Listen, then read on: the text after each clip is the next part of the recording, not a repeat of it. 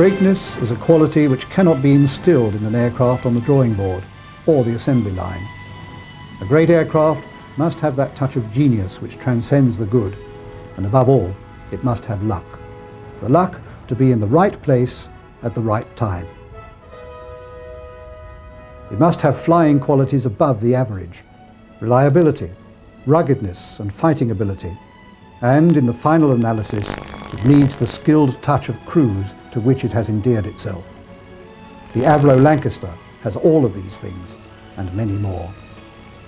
The Lancaster embodied a measure of grace which made it pleasing on the eye, and its neat aerodynamic shape contributed materially towards its excellent all-round performance. But like so many good aeroplanes, the essence of its design was its simplicity, its robust structure being ideally suited for mass production, and this was undoubtedly one of the main factors of its success. The bomb load of the Lancaster was outstanding. On normal operations this would be 14,000 pounds of ordnance, but with special modifications the Lancaster could carry the Grand Slam, a deep penetration bomb which weighed a massive 22,000 pounds. 4 Packard-built Rolls-Royce Merlin engines powered the mighty bomber, allowing a maximum speed of 270 miles per hour at 19,000 feet. Normal cruising speed was 210 miles per hour at 21,500 feet, with a 7,000 pound bomb load. The Lancaster's range was 2,230 miles.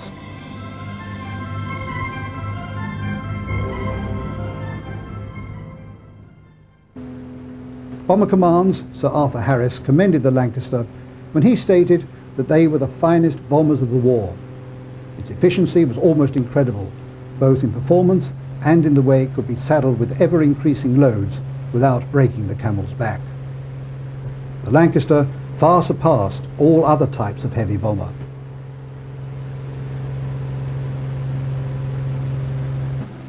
Not only could it take heavier bomb loads, not only was it easier to handle, but not only were there fewer accidents with this than any other types, the casualty rate was consistently lower, which is perhaps the main reason as to why it was so popular amongst its crews.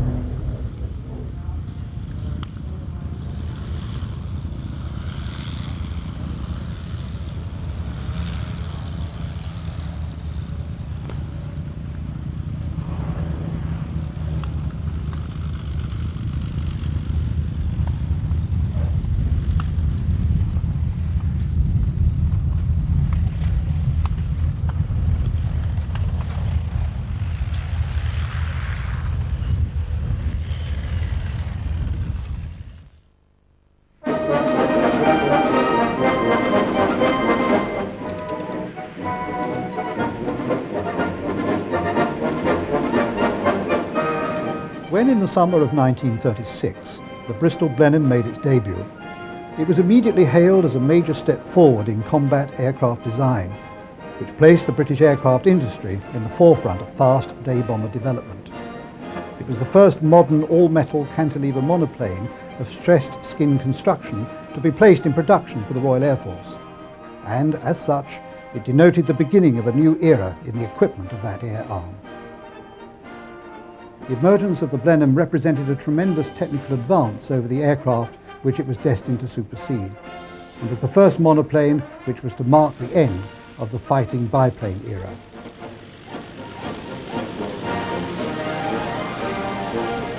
Although the Blenheim held the esteem of being the first British warplane to cross the enemy's frontier, it was soon apparent to the RAF that the Blenheim was not the redoubtable weapon that they had supposed, and its shortcomings soon manifested themselves in the hard school of enemy combat. It proved to be woefully vulnerable to fighter attack, and was also found to be deficient in both defensive armament and armour. Nevertheless, this hardy aircraft was to bear the brunt of much of the fighting on every front to which the RAF was committed during the first 3 years of the war.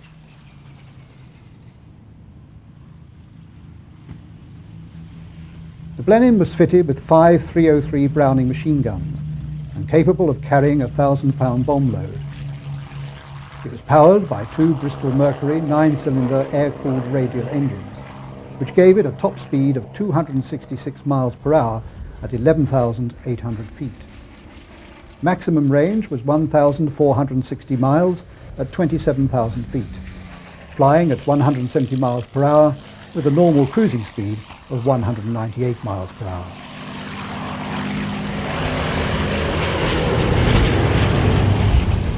While the exploits of the Blenheim during wartime operations were overshadowed by those of other types, this aircraft did make a significant contribution to the development of the RAF. The Blenheim was one of a handful of types on which Bomber Command cut its teeth.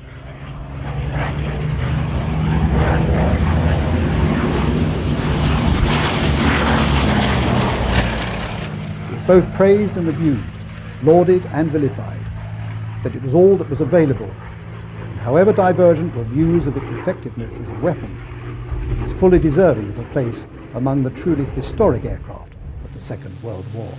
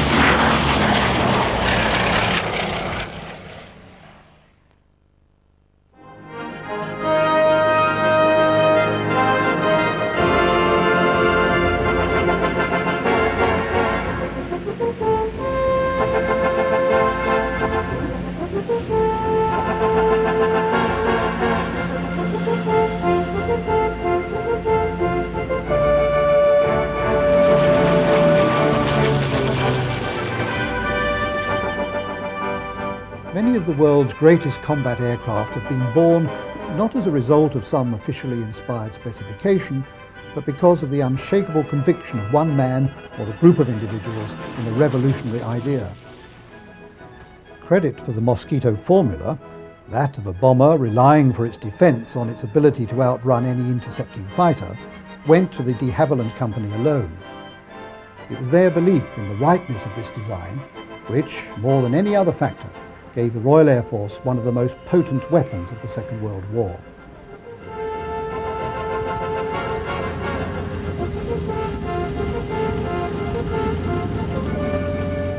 The essence of the Mosquito was the combination of two Rolls-Royce Merlin engines capable of speeds in excess of 400 miles per hour, the smallest practical airframe, and extreme aerodynamic cleanliness. The result was a performance which far surpassed that of any other operational aircraft available to any of the combatants between September 1941 and the early months of 1944.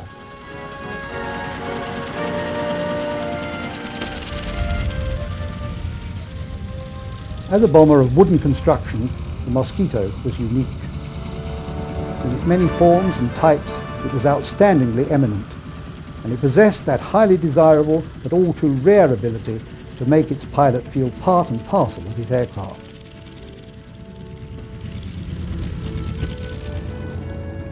The Mosquito captured popular admiration from the moment its first daring sorties over Europe became known, and its sensational exploits continued to sustain worldwide interest and enthusiasm to a greater degree than those of any other combat aircraft.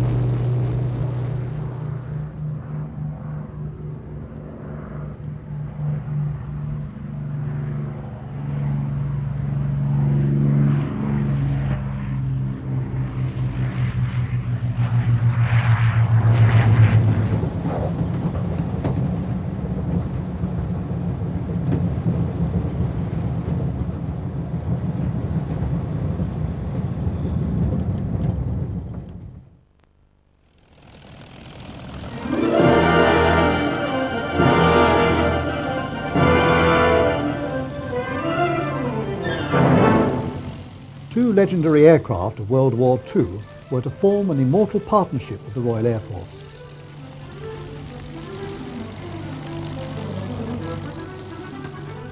The Hawker Hurricane was the logical outcome, developed from a long line of fighting aircraft, whereas the Supermarine Spitfire was an entirely new design based on specialised experience. Thus, although the two aeroplanes met broadly the same requirements, they represented entirely different approaches to the same problem. The two approaches were reflected to an interesting degree in their respective appearances. The Hurricane, workmanlike, rugged and sturdy, the Spitfire, slender and agile. One was the studied application of experience, the other a stroke of genius. The synthesis of many years' experience of fighter biplane design translated into the modern formula, a compromise between tradition and requirements born of a new era in air warfare. Such was the Hawker Hurricane, the first fighter monoplane to join the Royal Air Force, and the first combat aircraft adopted by that force capable of exceeding 300 miles per hour in level flight.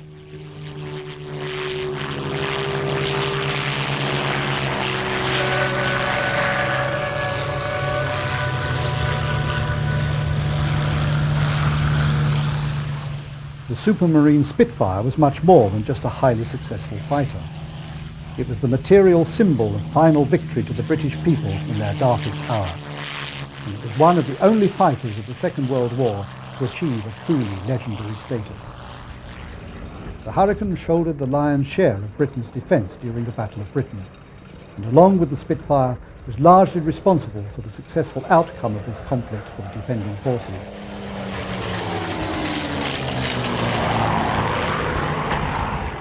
The Hurricane was perhaps the more versatile of the two aircraft. In fact, its versatility is unlikely ever to be surpassed by any other combat aircraft. No matter what role it was called upon to undertake, it fulfilled its task with distinction. The Spitfire was paid many tributes by friend and foe alike, but perhaps the greatest tribute came from Germany's General Adolf Galland, who was to become the Luftwaffe's General of Fighters. Göring insisted that Galland's fighters must give the German bombers closer protection. He asked Galland what his fighter requirements were, and Galland replied, "I should like a squadron of Spitfires." The Spitfire was undoubtedly the one truly immortal warplane to emerge from the Second World War.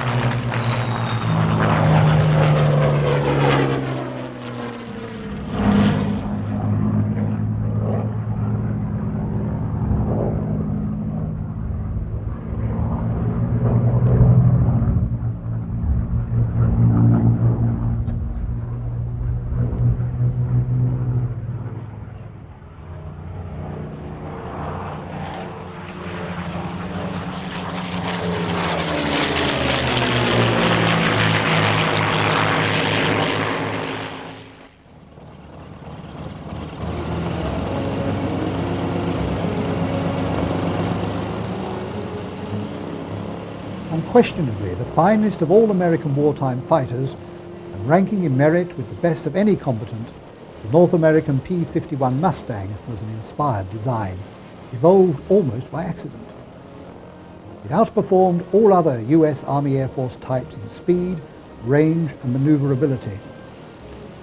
As soon as the first Mustang arrived in the United Kingdom, it was recognized as being outstandingly superior to any previous American fighter type. Powered by a Rolls-Royce Packard Merlin engine, developing 1,450 horsepower at takeoff, the Mustang was a most capable aircraft.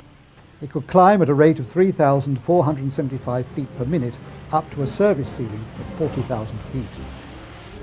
Top speed was a maximum of 437 miles per hour at 25,000 feet and 395 miles per hour at 5,000 feet. Even under the stress of war, it takes a considerable time to apply the lessons of experience to a completely new design. But the rapid modification process through which the Mustang passed was incredible by any standard. This magnificent aircraft created records from the day of its inspired conception, and ended the war as perhaps the best of all of the single-seat fighters to be employed by any of the combatants.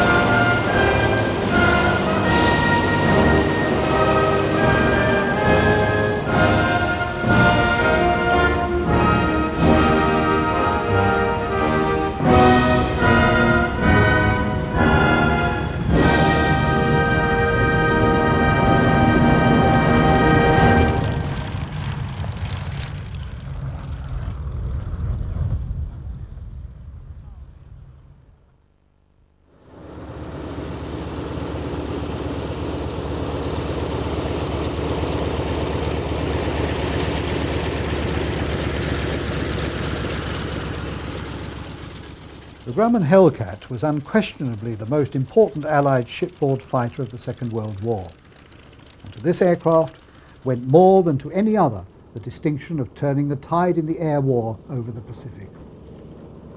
By 1944, when the US Navy had finally gained the initiative over the Japanese, the Hellcat had become the mainstay of US carrier aviation, while the Corsair was the mainstay of the land-based operations. The Hellcat normally made the initial contact with the opposing enemy formations in amphibious operations and engaged in all major attacks against enemy surface vessels, the Corsair then taking over as soon as shore bases had been secured. These two fighters became known as the Terrible Twins. Until the operational debut of the Hellcat, the Japanese Zero Sen had enjoyed a definite superiority in the air. The US pilots were forced to depend on superior tactics to offset the inferior speed, climb rate and manoeuvrability of their aircraft. The appearance of the Hellcat in late 1943 changed the situation virtually overnight, however, and the Grumman fighter was to be credited with no fewer than 4,947 of the 6,477 enemy aircraft claimed to have been destroyed in the air by the US Navy carrier pilots. With the scores of shore-based Hellcat units added, the Hellcat was to claim 5,156 enemy machines, the ratio of kills to losses exceeding 19-1. A Pratt & Whitney 18-cylinder Wasp engine powered the aircraft, taking it to maximum speeds at 23,000 feet of 376 miles per hour. It was also heavily armed with 6 half-inch Browning machine guns.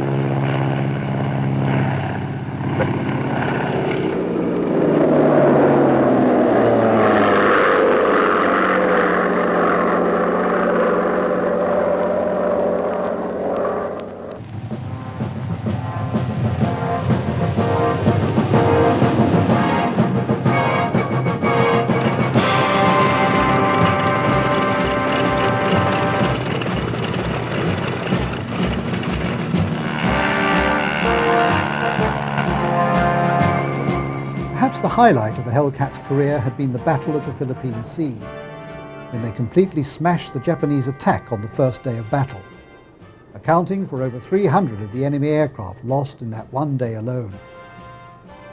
From its appearance over the Pacific, the Hellcat had created a sufficient margin over the Japanese Zero to turn the tide of the conflict. And although far superior Japanese fighters made their operational debut, they were introduced too late in the war to halt the aerial superiority established by the US Navy and the Grumman Hellcat.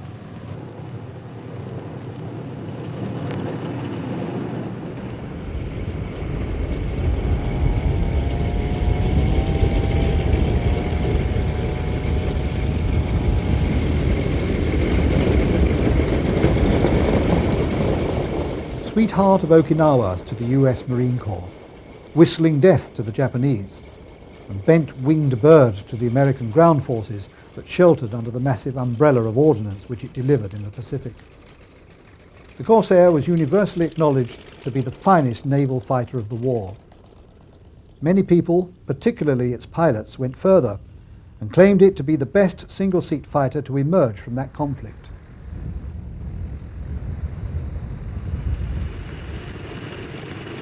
Despite its formidable quality, however, and the fact that it was expressly designed for shipboard operations, the Corsair spent most of its wartime career confined to land bases, and it was not until 1944 that it made its operational sorties from American carriers in the Pacific.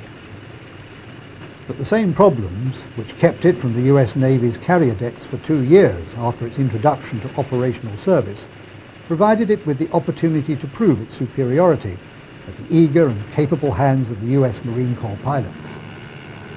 Operating from airstrips on Guadalcanal and the Solomon Islands, the US Marines forged the Corsair into an air supremacy weapon, meeting the Japanese Navy's Zero fighters on more than equal terms for the first time in the Pacific conflict. The Corsairs smashed the Zeros into the sea and jungle alike, helping to turn the tide of air combat permanently in favour of the Allied forces. Power came from a Pratt & Whitney 18-cylinder Wasp engine, rated at 2,700 horsepower on takeoff. The maximum speed was 395 miles per hour at 23,000 feet, and she could climb at a rate of 2,890 feet per minute up to a service ceiling of 37,900 feet. The maximum range was 1,596 miles at 179 miles per hour, flying at 5,000 feet.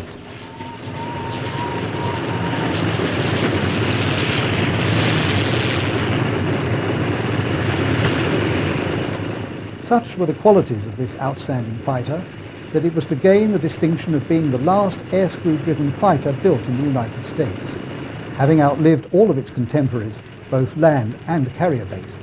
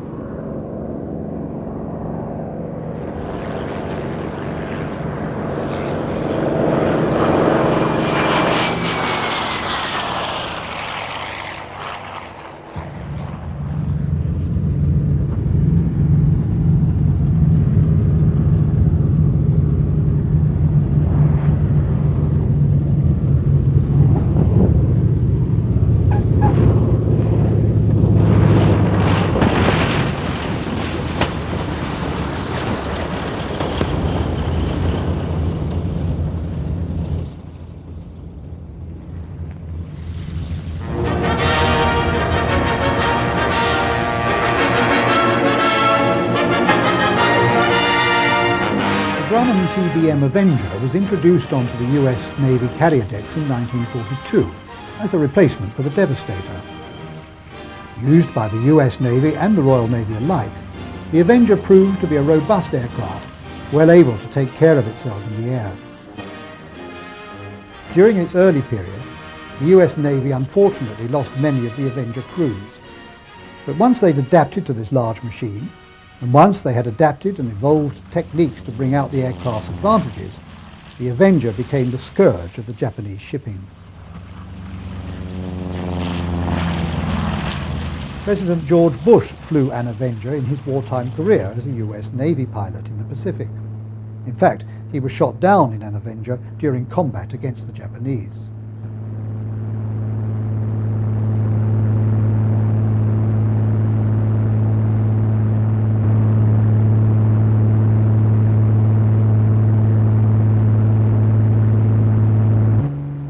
total production of Avengers in their different variants was nearly 10,000, with over 1,000 of these serving with the Royal Navy's Fleet Air Arm. After the Second World War, they saw extensive service as anti-submarine aircraft and remained with the US Navy for over 15 years. The Avenger was a remarkably successful aircraft, and along with the Hellcat, could be regarded as one of the most important shipboard aircraft of the Second World War.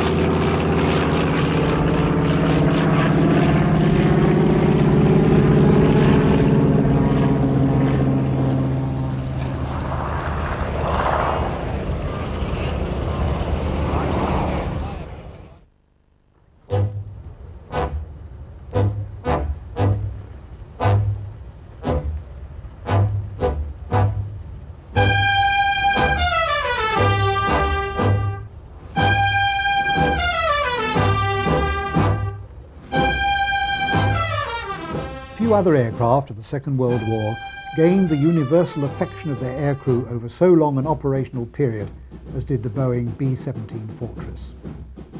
The B-17 formed the spearhead of the American bombing offensive in Europe from the beginning to the end, as well as serving in every other theatre of war. No single aircraft type contributed more to the defeat of the Luftwaffe, both in the air and on the ground, than the Fortress. The aircraft achieved fame on several outstanding attributes, the most important of these being its high altitude capability, and its ability to withstand and absorb an amazing amount of battle damage. To these attributes were added an exceptionally heavy defence armament, making the aircraft literally a flying fortress. The B-17 carried 13 Browning half-inch machine guns in the nose, chin, dorsal, centre fuselage, ventral, waist and tail positions, with a total of nearly 6,000 rounds. The maximum short-range bomb load was 17,600 pounds. The aircraft had a wingspan of 104 feet and it was over 74 feet in length. Empty, it weighed 32,720 pounds, equipped 38,000 pounds. With a normal bomb load, the weight rose to 55,000 pounds, and its maximum takeoff load was 72,000 pounds.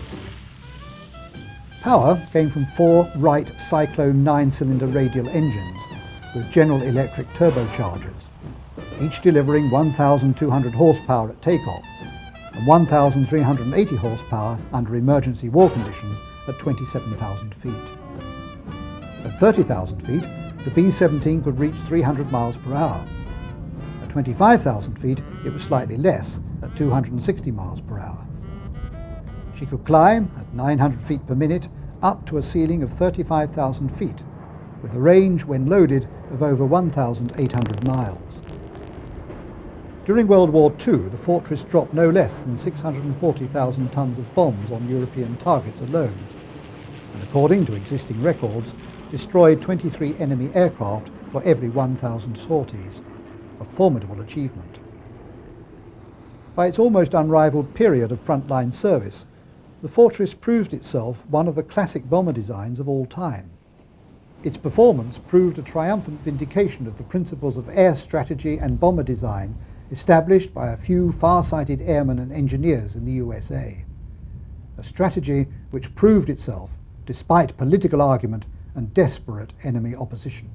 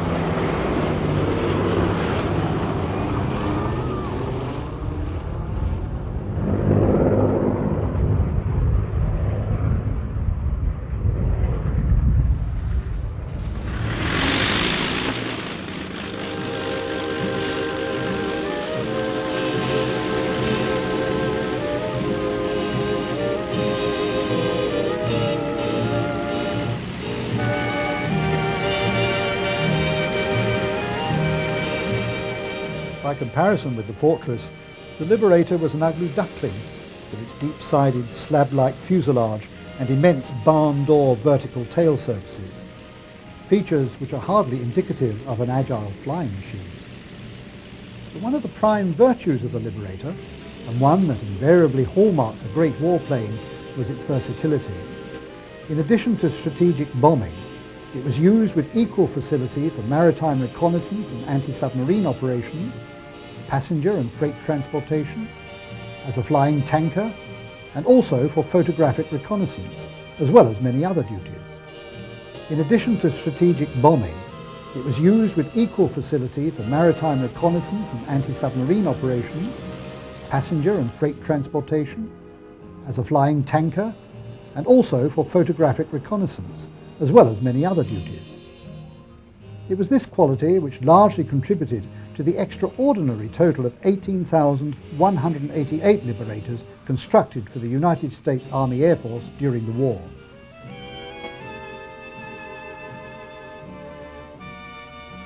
Four Pratt & Whitney engines powered the aircraft at maximum speeds of 300 miles per hour at 30,000 feet.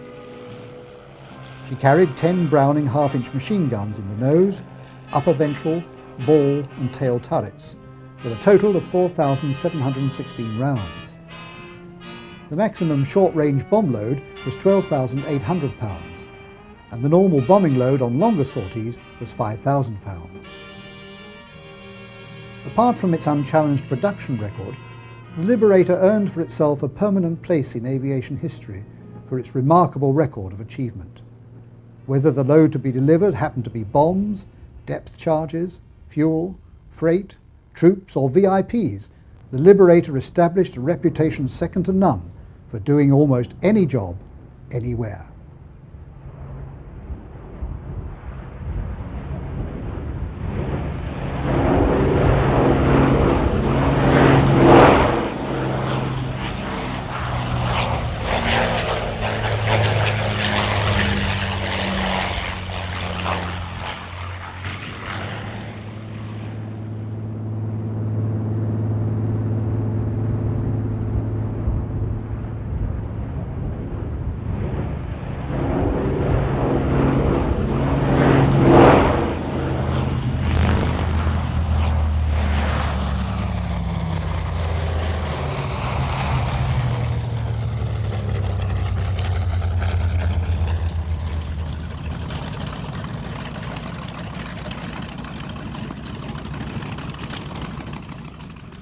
named after William Mitchell, the far-sighted crusading American colonel of the 20s, who was court-martialed for his outspoken views on air power and posthumously raised to the rank of Brigadier General, the North American B-25 was perhaps the best all-round light-medium bomber of the Second World War.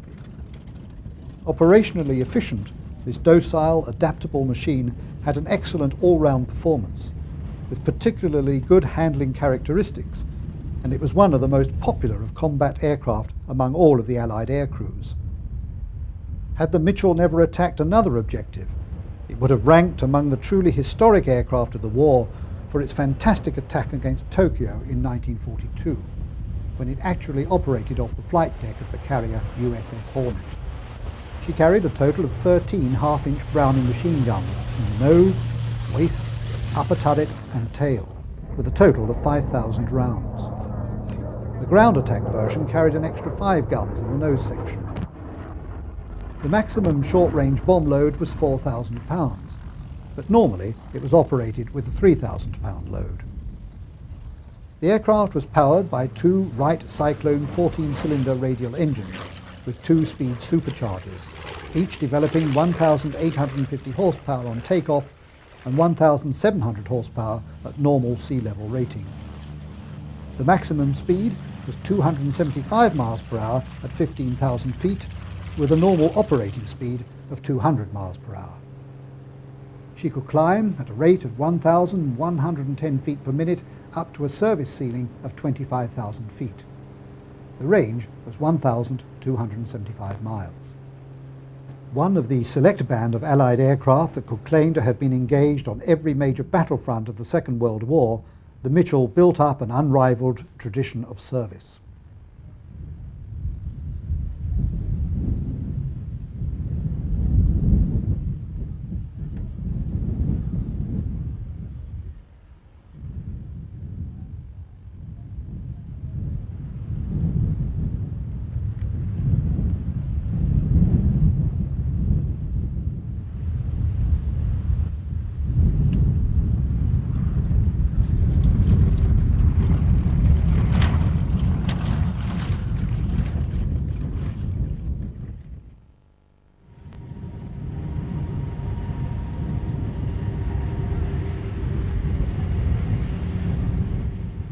Known to the Americans as the Goonie Bird and to the British as the Dakota, the Douglas C-47 or DC-3 had been in service as early as 3 years before the war had started, and in some parts of the world is still in use today.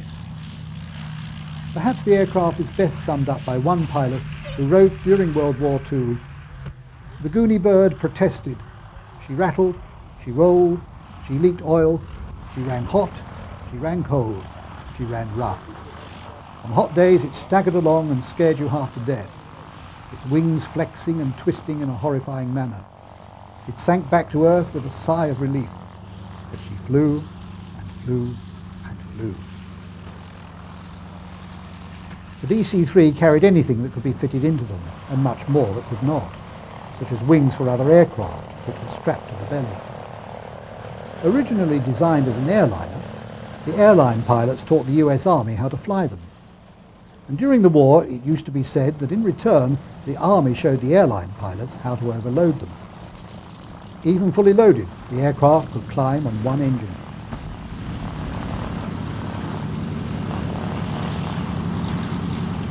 The Dakota, the prominent workhorse of World War II, was, and probably still is, the world's best known and most loved aircraft.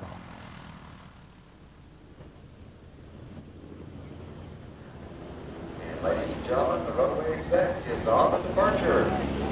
Liftoff.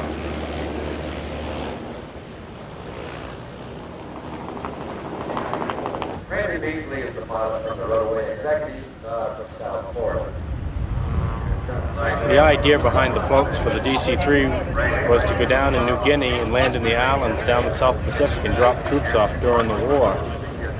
They didn't get into service until about late 43 and 44, so they only commissioned 5 DC-3s in the Army Air Corps, and the war was winding down by mid-44, so the project was stopped.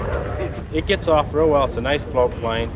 We can get off the water at about 27,000 pounds in 30 seconds and off the land in about 1,700 feet at maximum takeoff power. Ship is got to be one that everyone needs to take.